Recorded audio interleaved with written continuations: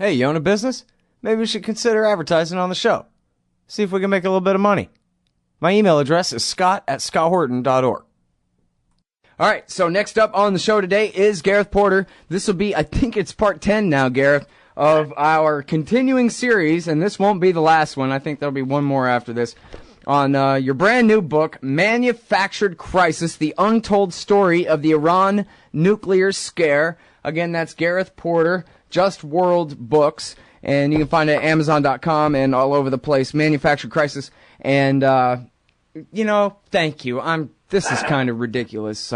You giving me so much time and going over chapter by chapter by chapter through your book with me here on the show, Gareth. But I sure do appreciate all your journalism, and I love this book. You've done such a good job on it, and I'm interested in every little part of it, so I sure do appreciate you giving us so much time to go Scott, over with us here. I'm happy to have the opportunity to talk about the book, and indeed, I think this is an unprecedented series of interviews on a single book, but I'm flattered, of course, and glad that you're so interested, and I hope that your listeners are getting enough information to make them want to come back for more. I've gotten some pretty good comments by way of Twitter and whatever saying, man, you ought to combine all these interviews into one big sort of audio book kind of a format for us and this kind of thing, which I guess I will end up doing. Anyway, some people like it, and that's good enough for me. So, chapter whatever it is, I guess 11, is the fake war crisis. And now, in a way, you made me feel like an idiot when I read this, because what you said was they never really were going to have a war, more or less. I'm overly simplifying, but no, not at all. So all your worry about that they were ever going to have a war, pretty much they were just psyching you out. My only saving grace is that I think I kind of knew that they were just psyching me out all along anyway and playing good cop, bad cop anyway, but I figured I had to do my best to debunk their bogus case anyway, just in case. And so they were only kind of half using me to drum up the fear that they were trying to drum up. Well, Scott, if you had an inkling that this was a fake as long ago as 2008, for example, then you were ahead of me, because I fell for it completely. I admit it quite freely that in 2008 I did, in fact, believe that Israel was that there was a serious risk, serious danger that Israel was going to attack Iran. And this was all very carefully laid out. A New York Times article talking about a major Israeli Air Force exercise that was simulating essentially what they would have to do in order to attack Iran and bomb the nuclear sites, and sort of ending with the New York Times piece with I don't know if it ended, but included in the piece was a statement essentially quoting Pentagon officials, unnamed Pentagon officials, saying that indeed this was a preparation for a possible Israeli attack. Very unusual, because here you've got U.S. Pentagon officials essentially becoming spokesmen for the Israeli government or the Israeli military. I can't think of anything like that in my memory, at least. And it certainly lent a degree of urgency, in my view.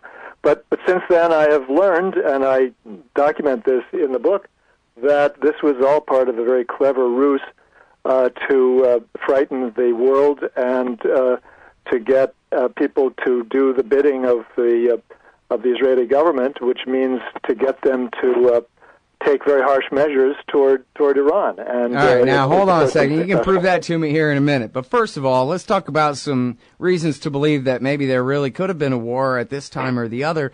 And this is something that I guess you don't seem to bring up in the chapter, I don't think, is the possibility, as it was discussed then, 07, 08, whenever, that the Israelis would go ahead and start the war and drag America into it. In fact, when the State Department cables were first finally leaked, that was Larissa, the wife's first story out of there, was here was Mayor Dagan when he was the head of Mossad, meeting with Nicholas Burns, the American ambassador to whatever at the time. I don't know if he was the ambassador to Israel at the time or what. But anyway, meeting with him.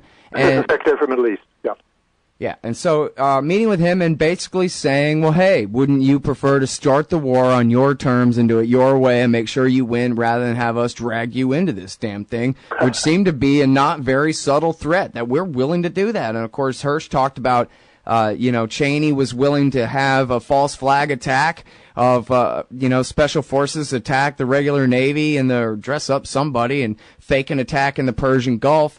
And what was the other one I was just thinking of a second ago, too? The threat of strikes over the pretension that Iran was behind all of our problems in Iraq in the spring of 2007. I do talk about that. Oh, and David Wurmser, that Stephen Clemens leak of David Wurmser going around and saying that Cheney was insubordinate, and Cheney was considering, had already even talked to Ehud Olmert about the possibility that they would get Israel to strike and they would drag Bush kicking and screaming into the thing because Cheney had lost confidence that Bush was going to do the right thing and start this damn war. And so now what about all of that all at once?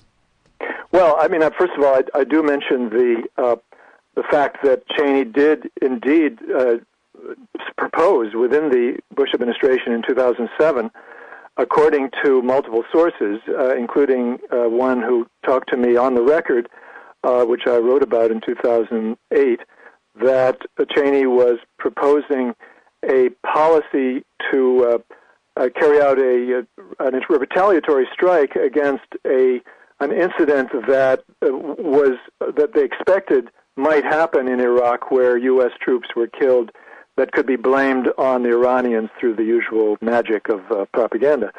And that was, of course, quickly sat on by the Pentagon, the Joint Chiefs of Staff. They essentially bottled it up, and it never went anywhere because of the multiple reasons why the war system in this country, except for the neocons, really had no taste for a war against Iran, because it would have cost the United States dearly in terms of its bases and particularly naval ships, and because of the extreme danger that it would really send the global economy into a tailspin, because it would result in stopping oil passing through the Strait of Hormuz for some significant period of time. All right. Well, for the record, just in case anybody was at risk of getting it wrong or anything about how wrong you're admitting to being about this at any given time, the first time I ever interviewed you was at the height of the danger, really, if there ever was one, was January of 2007, when Bush was disregarding the James Baker report and instead was going with fat neck Fred Kagan and General Petraeus on the surge into Iraq, and a huge part, half or more of his speech announcing it in January of 2007 was, and by the way, the only reason we're having any problems over there is because Iran is supplying weapons to the bad guys, which was ridiculous because that was the same side America was fighting on. But anyway, my first interview of you had written a thing that was reprinted from IPS at antiwar.com about how, all this hype is just for the rubes, because Condoleezza Rice gave this small private briefing to a few State Department reporters that got on the back page that said, don't worry about it. If anything, we're maybe going to bomb them this summer, but definitely not right now. So you were always very careful in parsing and being skeptical about what they were bragging and what they were saying to Fox News, I think, as you put it at the time, and what they were, telling people who really mattered. Well, it's true that in an earlier period, in 2005, 2006, 2007, I was very cautious about some of the reports that were talking about a strike by the United States against Iran. I think there were multiple reasons. I thought there were multiple reasons for doubting that was the case at that point, and obviously I was right about that. But I'm referring specifically to the way in which the Israelis cleverly got the story out in 2008. I did fall for that one. It was not really until 2011 that I really caught on, or 2012. I'm sorry, it was early 2012 that I caught on that there was this long-term Israeli policy of using the threat of an attack for their political diplomatic purposes, and they had been very successful, and that it was now. I saw through it at the point where I realized that there was a good cop, bad cop routine being played between the Obama administration and Israel over this. So all that came together in my mind in the spring, in the late winter and early spring of 2012.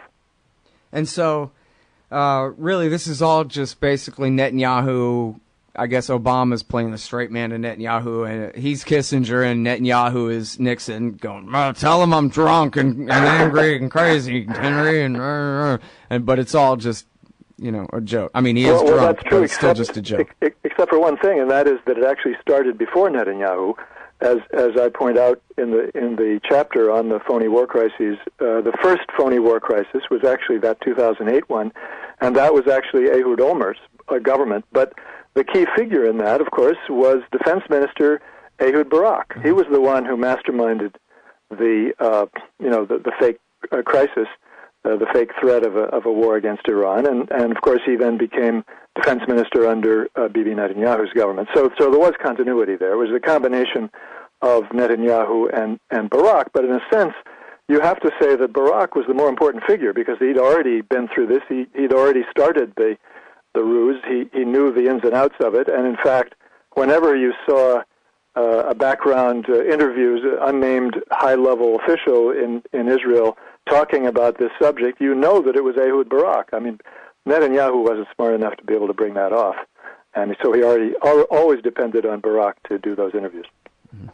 Well, one interesting footnote here to me is that in 2010, when Netanyahu and Barak both talked to Jeffrey Goldberg at The Atlantic, and this was the whole if you don't do it, I will kind of thing, one of the versions of it anyway, but both of them in that interview admitted that their version of what amounted to an existential threat was a joke, that young, talented Israelis would go to grad school in America and stay there, and that would amount to some fatal brain drain. And then the other one was, well, geez, if Iran had nukes, no, it's not like we fear a nuke strike. That's just what we tell the idiot American Republican voters, that we fear a first strike because of the 12th Imam and all this crap. We're just worried that it would give Hezbollah a little bit more freedom of action. And it would, in other words, it would limit their ability to do whatever they want to whoever they want with no accountability whatsoever in the Middle East. That's not an existential threat. That's precisely right. And what is so kind of tip their hand there.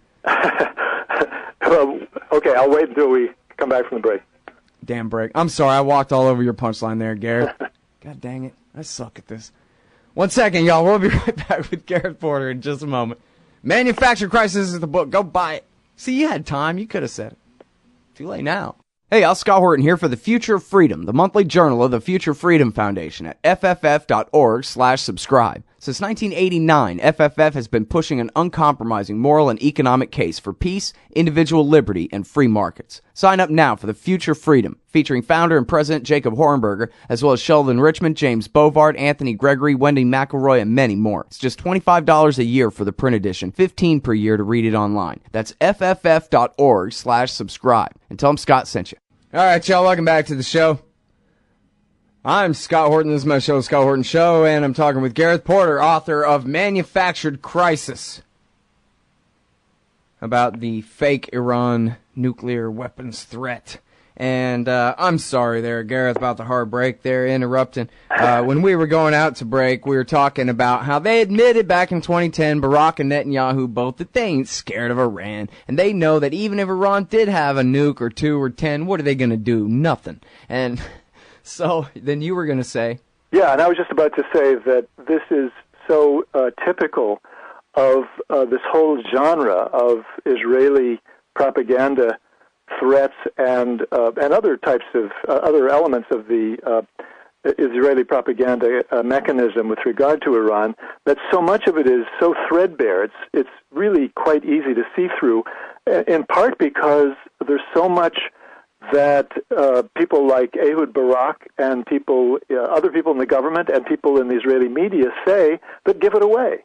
And so my book is really sprinkled, this chapter particularly is sprinkled with giveaways that you can get from just following the Israeli press and the statements made by people like Ehud Barak. I mean, Barak himself, in an interview at one point, at this moment I've forgotten which year it was, but it doesn't matter, basically said, that he would not say that Iran had a nuclear program because it was targeting Israel. That, in fact, Israel was probably not the main reason for Iran to think about nuclear weapons.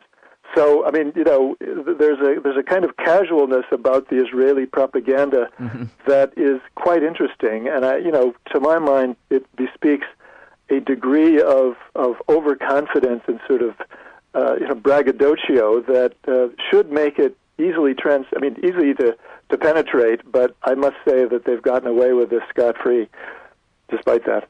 All right, now I really want you to just have enough time to go over your version of the history of Obama's so-called diplomacy on this issue. Yes. It's unique and it's important, but I wonder if you can tell me when it is that they, or the Bush administration before them, finally just gave up on the possibility of regime change there, or have they given it up? They just don't know how to get it yet, or they can't have a war, they know, but they still want to do a color revolution, or what's the deal? It's a very good question, Scott. And I don't have the inside dope on precisely the answer to that, but what we do know is that on one hand, the neocons pushed regime change as the official policy option for the Bush administration very, very hard, beginning in 2003, but that was never accepted officially by the Bush administration. George W. Bush, perhaps because he listened to Colin Powell, maybe he had somebody else that he spoke with as well, but he never officially agreed to that, and that was a major frustration for the neocons in the Bush administration. At the same time, even after, I shouldn't say even after, maybe especially after Condoleezza Rice became the Secretary of State in 2005, she continued to hint that regime change was somehow the policy without ever coming out and saying it. So there is this funny aspect of the Bush administration that, despite the fact that there was never a clear-cut decision when the neocons had their strongest basis in the Bush administration, that you still have a lot of talk that flirted with the idea of regime change after 2004. And I think that it was still being discussed. It was still kind of in the background, either as an unofficial policy line without ever having been officially embraced, as far as we know, until the end of the Bush administration. And when the Obama administration came in, and I would just add one more thing, and that is that what I think is the key turning point there is that the neoconservatives began to lose hope in regime change sufficiently by the end of 2005 that was the signal for people like Rule Mark Direct and the other sort of amen chorus people outside the government in the Israeli propaganda chorus to start calling explicitly for bombing Iran. And so that's really the dead giveaway that there had been a loss of real optimism, and they basically decided, well, we're not going to be able to accomplish this, so we have to turn to trying to raise the flag of attacking Iran, regardless of the regime change issue. And when Obama came in, I don't know of any evidence that the policy was based on the hope for regime change. I think in 2009, when the major protests took place in Iran over the election of June 2009, that there certainly was some conversation within the administration over, whether this would affect U.S. policy and whether we should, whether this administration should, base its policy in part on the calculation that maybe there could be very serious pressure on the government. I think there was a discussion of that, but it never resulted in a decision to go for regime change. So as far as I know, that has not been a serious part of the policy since the Obama administration came in. All right, and then so what has been the policy? Because it came in talking all this about how, hey, I recognize you're the Islamic Republic of Iran. First time an American president ever called them that and said, hey, let's make peace. And kind of talked about, we could do this kind of swap deal. But by the fall of 2009, his first year in power, it was so obvious, especially with the big fake outing of the comm facility there. At the end of October, beginning in November 2009, that and the Jandala attacks inside Iran as well at the same time, that really they were just kind of waiting out the self-imposed deadline of New Year's 2009 to say that the Iranians aren't coming to heel, and now we got to go the route of sanctions. Well, I think that, in fact, the decision was already made well before that. I think it was made early in the Obama administration that they would go through with with going through the motions of negotiating with Iran, but that the real policy was going to be sanctions, a serious effort at sanctions that would be used to pressure Iran to agree to come to heel with regard to their nuclear program. And exactly how much they expected to get realistically from Iran is not clear. Were they? They say Obama actually asked the Brazilians and the Turks to please do this for him and follow up on the second nuke swap deal at the end of 2009, beginning of 2010, right? Yes, that's right. They did do that, and that seems to be at odds. I mean, there's a contradiction there in a sense between encouraging them to talk to the Iranians about the swap deal and the emphasis that I'm talking about with regard to going ahead with a much tougher set of sanctions. And I happen to think that there was a kind of screw-up in the administration, that there was never any real intention to get a deal. I think that they were encouraging, the White House was encouraging Brazil and Turkey to do that without expecting that it was going to result in the Iranians agreeing. I think what they thought was that the Turks and the Brazilians would try to get the Iranians on board, and the Iranians would say no, and then the United States could cite that in support of its effort to get organize sanctions.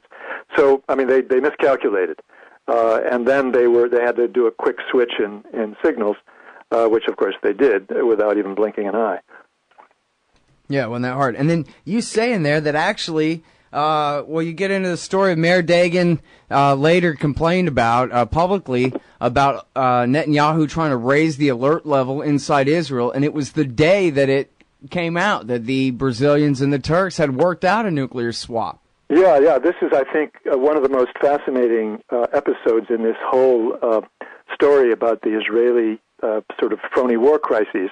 It was indeed in 2010, I believe it was April, forgotten the exact date, April 8th or April 10th, something like that, 2010, when I think Netanyahu and his advisors really did believe that the United States was going to turn tail and in fact make a deal with Iran based on the agreement, the tripartite agreement between Brazil, Turkey, and Iran.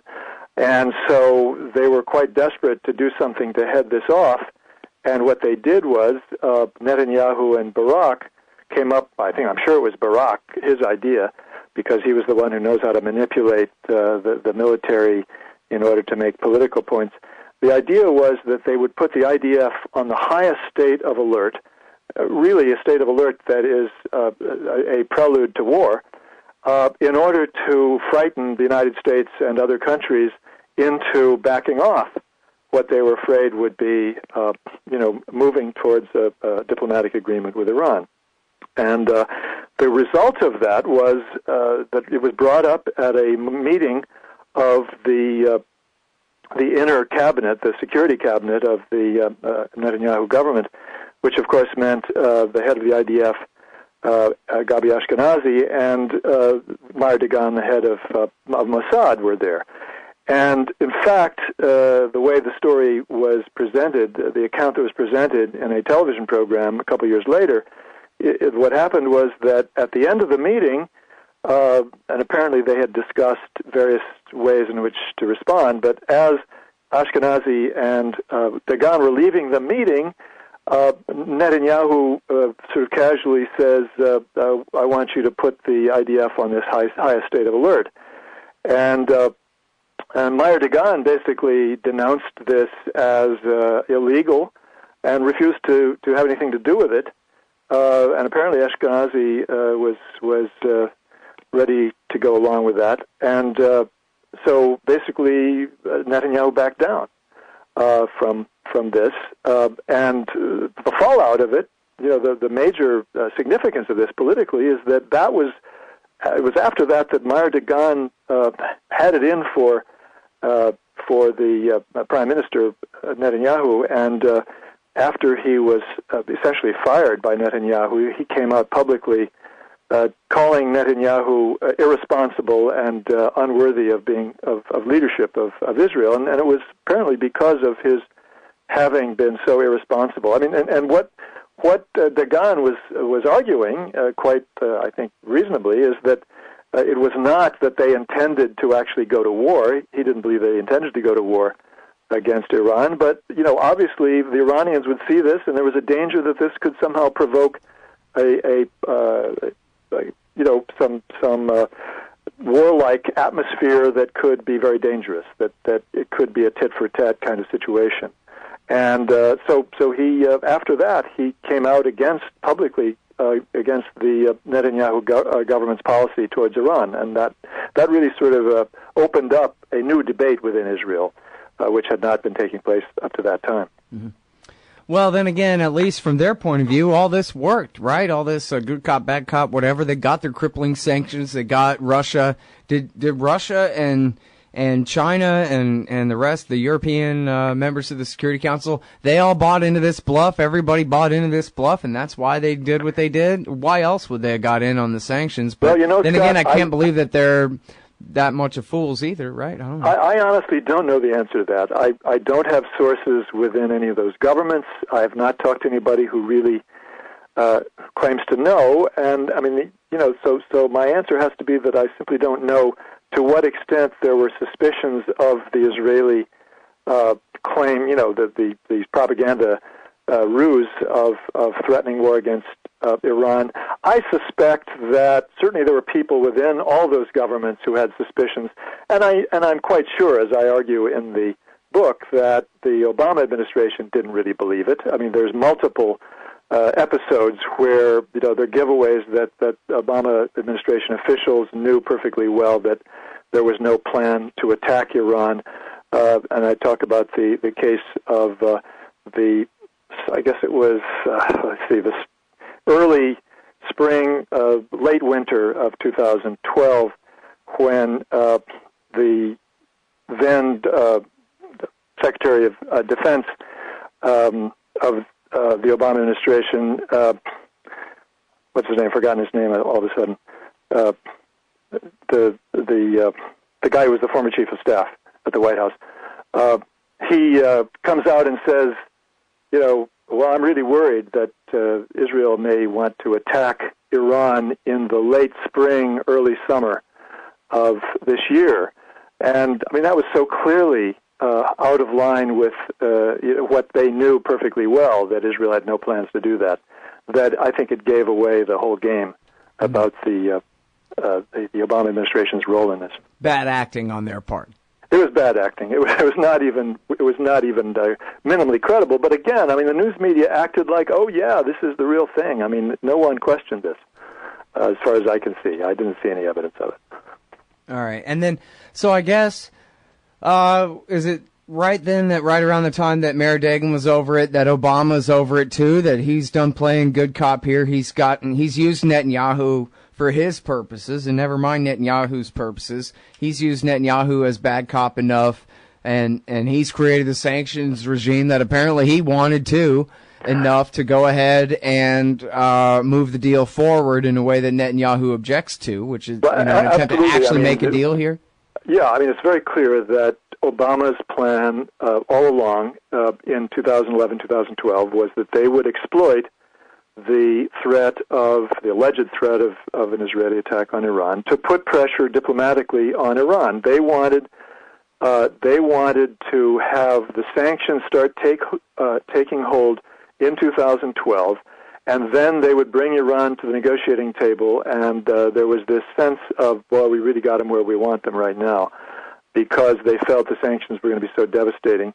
And so this was all tied up with the idea of getting really decisive leverage over the Iranians for the first time. And this is kind of to me, it's a perfect illustration of the danger of, American military dominance, the dominant military power in the world dealing with a small power that's not even, a tiny fraction of the military power of the United States, and the sense of false confidence that gives I shouldn't say most, I think every single U.S. administration in its policymaking with regard to an adversary. And I think this is a perfect illustration of how that leads policy toward to go astray. And, this Obama administration is certainly one of the worst in that regard. Well, previously on the show today, I talked with Barbara Slavin about a trial balloon of the American position of what all concessions they want out of the Iranians, which she noted seemed to exclude kind of any summary of how much they'd be willing to give up in terms of sanctions relief. And then I talked with a guy named Tyler Cullis from the National Iranian Council about those sanctions and how difficult could be for Obama to be able to promise the Iranians anything more than temporary waiver relief, and therefore he'll only be able to get so much concessions from them in any kind of final deal. And so, kind of in other words, it's sort of like calling Saddam Hussein Hitler for all those years. Well, now you can't ever negotiate with him again. Now you got to do something because he's Hitler. You can't negotiate with Hitler, that kind of thing. Well, now they've built up this manufactured crisis to such a big deal, and they've got so many layers of crippling sanctions, as they call them, that they've kind of put themselves in the position where they can't really back down, not in a way that is very obvious or easy to satisfy all sides in any meaningful kind of way. For example, one specific example would be the level of change, I guess. I don't know what's called. The change at Fordo that they want. They want to turn Fordo from a real centrifuge facility into just a research facility kind of thing. In other words, a large permanent change in what's going on there. So that's not the kind of temporary, tit for tat kind of change that you can negotiate in exchange for a temporary 6-month waiver that may or may not last after Jeb comes, Well, I think, standing aside for the moment, setting aside for the moment the specifics of negotiating positions the United States is now taking toward various technical questions on the table in these negotiations, which, in my view, it's going to be very difficult to predict at this moment just how far the United States will backtrack from its opening gambits in those negotiations. I think the bigger question is one that you did, in fact, just allude to a moment ago, and that is just how far the administration has gone in confirming and repeating and committing itself to this whole narrative of Iran as nuclear threat, as committed to wanting to get nuclear weapons and therefore having to be forced into abandoning them. All that is so, one layer after another has been built up after so many years that I do believe, in fact, that it is extremely difficult to turn that propaganda ship, as it were, around. And I think that's very worrisome. I'm not saying it's impossible. Of course, I think it is possible to do so. But, does this administration have the wherewithal in terms of its intelligence, of its understanding, its consciousness to do it? I don't know. I have my doubts. Yeah, well, it's John Kerry and them over there. Although, did you see the Phil? And I'm sorry because I've kept you over time here, but it seems like we're more or less wrapping up the book here, Gareth. So I just wanted to kind of see if we can wrap it up. Phil Giraldi had a report in the American Conservative a few weeks back. He's a source that you cite in here, former CIA officer.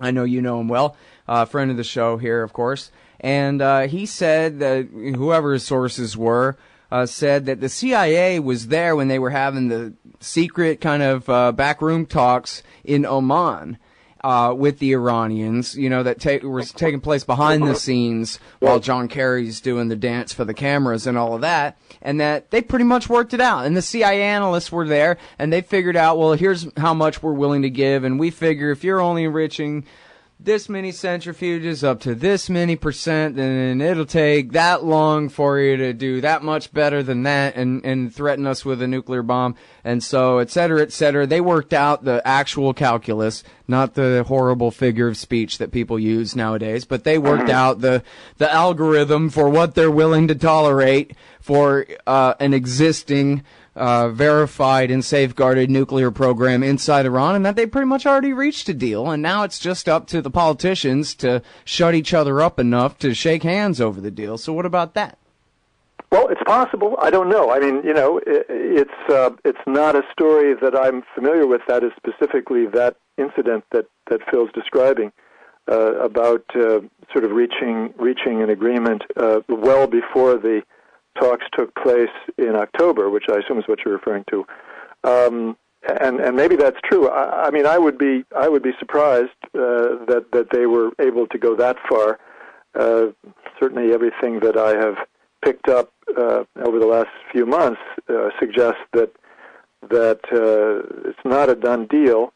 That's far from saying that it's not possible to reach a deal. Simply that you know, the two sides are you know, have negotiating positions which are still far apart. But you know, I mean, maybe so. Maybe they have in fact gone much farther than either side is willing to indicate, and that they're playing this in a way that is extremely clever, far more clever than I'm giving them credit for. And if that's the case, then you know, I mean, we'll be much better off than what I'm suggesting. You know, is my fear of how things are playing out at this point. I mean, my sense is that there's still a great deal of uncertainty on the part of the Obama administration about how to play this, how far they're willing to go, how far they can go towards compromise with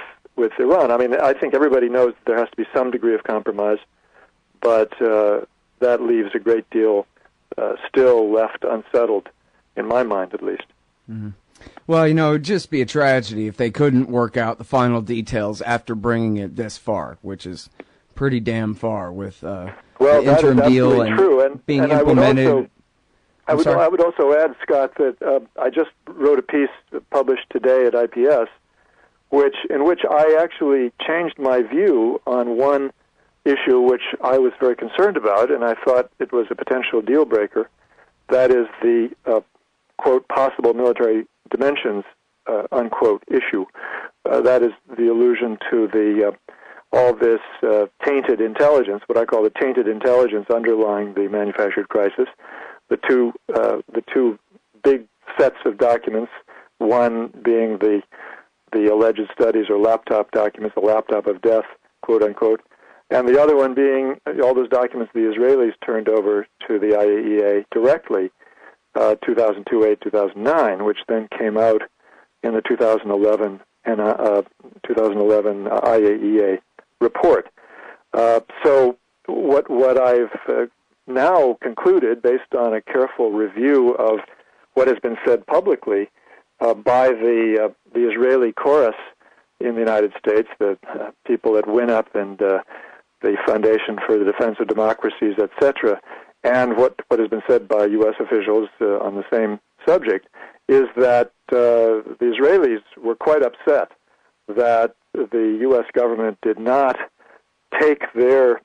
respond to their pressure to demand that Iran actually make a confession that it had a covert nuclear weapons program in the past, and in fact that the Obama administration steered clear of that pitfall, that what would have been, I think, a deal breaker had they gone along with it, and they instead put forward language which they could cite that would not require essentially anything different from the Iranians. I think that they intend, I now believe that they intend to finesse that in some way through the IAEA, and that the deal probably can be made.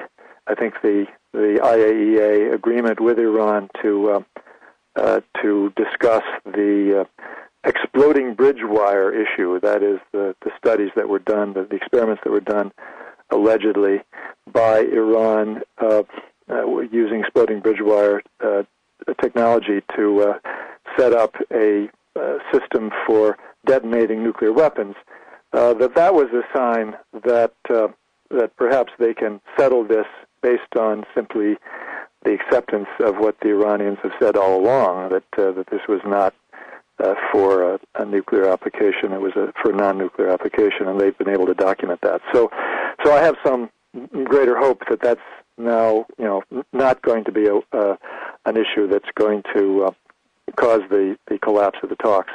So at least that's eliminated one thing, but I think that there's still some very formidable issues still to be worked out. Well, I sure want to be optimistic about this, if only because I'm so sick and tired of this manufactured crisis. It's so obviously a fake crisis, and to have this level of Cold War still after, basically my whole lifetime, pretty much, Gareth, a Cold War with Iran, where the biggest excuse, and really the last excuse that they can come up with, because nobody cares about the hostages anymore. I mean, come on. That was 1979. The excuse that they have is this nuclear program, and oh my God, they're going to make nukes, and they're going to kill all the Israelis with them, and et cetera. And it seems like if, in fact, the American establishment, and with or without Obama leading them, I don't know whose idea it is to really push this thing or what, but it seems like some major part of the American establishment has decided they really do want to pursue this thing. And it seems like if the biggest outstanding issue is a big fake manufactured crisis over their nuclear program that's always been safeguarded and verified after all, and that all they have to do is extra super verify it and open up to some further inspections and even more cameras and whatever kind of things, that how could they not work it out if they really want to work it out now? Congressional sanctions be damned. They do whatever they want to make sure and get this thing implemented if that's what they want to do, right? Well, of course, the main myth at this point that could block an agreement is this business of breakout. I mean, I don't want to get in detail about this, but, this whole notion that you have to have at least 6 months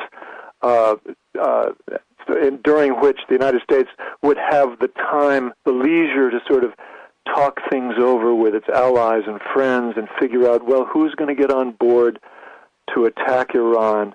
How are we going to do this? What's going to be the sequence of events, and work out the choreography?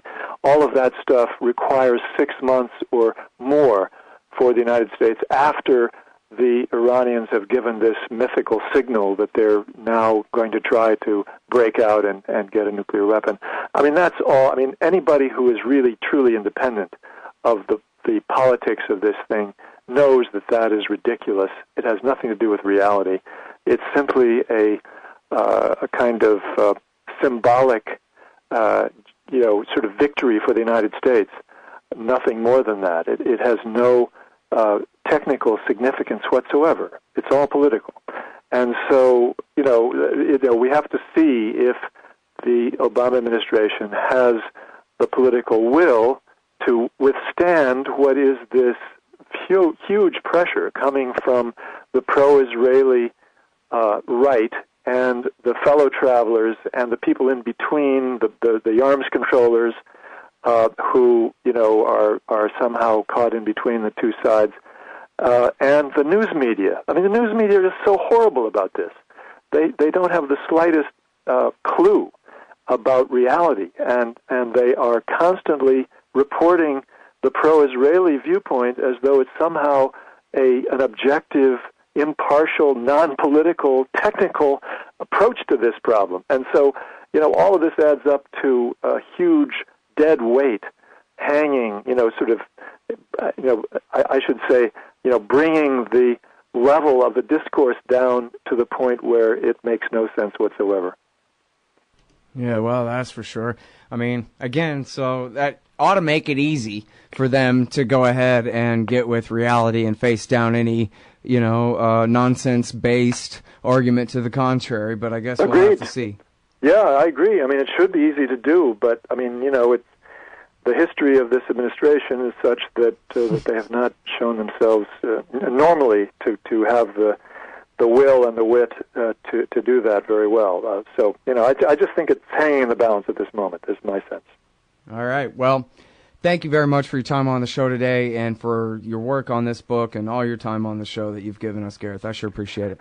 Thanks so much for giving me all this time. I really appreciate that very much, Scott. All right, everybody. That's Gareth Porter. The book is Manufactured Crisis. Hey, help support, huh? Manufactured Crisis is on sale down the street at your bookstore and Amazon.com and everywhere else. It's published by Just World Books. Manufactured Crisis, the Untold Story of the Iran Nuclear Scare by Dr. Gareth Porter. Don't worry about things you can't control. Isn't that what they always say? But it's about impossible to avoid worrying about what's going on these days. The government has used the war on guns, the war on drugs, and the war on terrorism to tear our Bill of Rights to shreds. But you can fight back. The 10th Amendment Center has proven it, racking up major victories. For example, when the U.S. government claimed authority in the NDAA to have the military kidnap and detain Americans without trial, the nullifiers got a law passed in California, declaring the state's refusal to ever participate in any such thing. Their latest project is offnow.org, nullifying the National Security Agency. They've already gotten model legislation introduced in California, Arizona, Oklahoma, Missouri, and Kansas, meant to limit the power of the NSA to spy on Americans in those states. We'd be fools to wait around for the U.S. Congress or courts to roll back Big Brother. Our best chance is nullification and interposition on the state level. Go to offnow.org, print out that model legislation, and get to work nullifying the NSA. The hero Edward Snowden has risked everything to give us this chance. Let's take it. offnow.org. Hey y'all, Scott Horton here for cashintocoins.com. So you want to buy some Bitcoins? Cashintocoins.com makes it fast, easy, and safe to get Bitcoins. Just deposit the money into their account at any of the major banks they support, and then just email them a picture of the receipt and your Bitcoin address, and you get your Bitcoins. Almost always the same day it clears. In a tough, competitive new market, cashintocoins.com has the advantage. A great system and great customer service to keep you coming back. That's cashintocoins.com. Just click the link in the right margin at scotthorton.org. On March 7th at the National Press Club in Washington, D.C., the Council for the National Interest is co-hosting the first ever national summit to reassess the U.S.-Israel special relationship. Confirmed speakers include Walt, Scheuer, Giraldi, McGovern, Katowski, Porter, McConnell, Weiss, Raimondo, USS Liberty survivor Ernie Gallo, as well as co-sponsors Alison Ware of If Americans Knew and the great Grant Smith of the Institute for Research, Middle East Policy. That's the National Summit to reassess the U.S.-Israel special relationship. Friday, March the 7th, all day at the National Press Club in Washington, D.C. natsummit.org. Hey, y'all, Scott Horton here for WallStreetWindow.com. Mike Swanson is a successful former hedge fund manager who provides his subscribers with a very real window into his investments, updating them on every move he makes in the markets. Right now, Mike's anticipating a bear and is dumping all the stocks while the getting is good, investing instead in gold and the commodities. Protect your assets and learn the wise ways of the markets. WallStreetWindow.com. And check out Mike Swanson's great contribution to the history of the rise of the American empire and the war state. Available at scotthorton.org/Amazon.